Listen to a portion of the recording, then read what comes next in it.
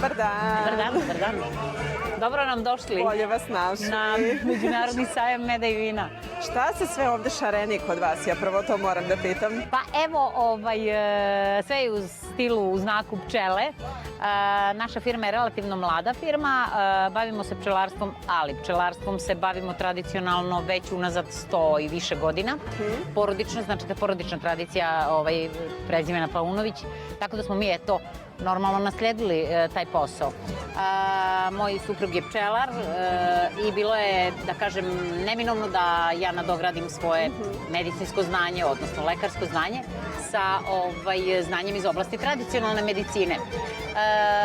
Mogu da kažem da je retko među medicinarima da primenjuju i tradicionalnu medicinu, što je, nažalost, zaista, odnosno ja lično, kako sam krenula da se bavim apiterapijom, nekako su mi se otvorili novi vidici i taj sklop zvanične i tradicionalne, odnosno konvencionalne i tradicionalne medicine je nešto fantastično. Tako da mi praktički od prošle godine, kada sam ja završila edukaciju tu ispred Pčelarske akademije Srbije iz apiterapije, krećemo da se bavimo širenjem asortimana pčelinjih proizvoda. Tu zaista postoje velike mogućnosti, kao što je recimo kombinacija meda sa lekovitim biljem, kombinacija meda sa voćem, zatim pravimo propolis kapi, vadimo pergu, pravimo kremice neke sa smiljem, sa maceratima smilja i lavande i slično. Ono na što sam ja u stvari se fokusirala i kako sam u stvari pokušala da proširim taj moj, eto da kažem, moje znanje medicine, da bi ga upotpunila, počeli smo da se bavimo tim poslom. Napravili smo komoru, verovatno ste čuli za to, to su komore za inhalaciju vazduhom iz pčelinjih košnica. To je jedna drvena kućica u kojoj se nalaze pčelinje košnice, odakle se u stvari preko inhalatora udišete taj vazduh iz košnice, koji je obogaćen svim onim što pčela radi, naravno. Znači, udišete prvo što je to aromatično, a pre svega je zdravo. A kako to deluje na naš organizam?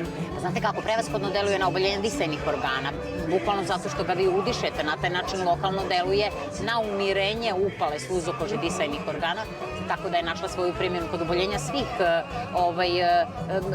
oboljenja gornjih disajnih puteva, donjih disajnih puteva. To su vam rinitisi, zapaljenja nosne sluzokože, zapaljenja sinusa, alergijska stanja, onda oboljenje donjih partija pluća, to su bronhitisi, bronhijalna astma, upala pluća, oporavak nakon dugotrajnih upala, tako da, eto, prevashodno svi ti pčelinji preparati djeluju na podizanje imuniteta, bukvalno, da bi se organizam izborio sam sa tim raznim bolestima. I ono što je novina jeste apitoksinoterapija, mislim nije novina naravno za one koji se bave time, ali novina i za nas. I mislim da ovde u regionu, ne znam da li se neko bavi apitoksinoterapijom, bukvalno vam je to terapija pčelinjim otrovom koja je našla svoju primjenu recimo kod reumatoidnih oboljenja, kod svih oboljenja koštano-zglobnog sistema, zatim se tu spominje multipla skleroza, parkinsonizam, Alzheimerova bolest, bolesti perifernih vena, gde pčelinji otrov ima fantastičan učinak.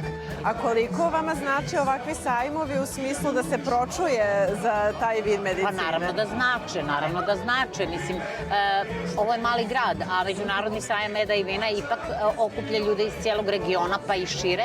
Tako da nekako veliko interesovanje ljudi i nepoznanica je, znate, mnogi ljudi i nisu čuli za, recimo, za inhalaciju ili apitoksinoterapiju.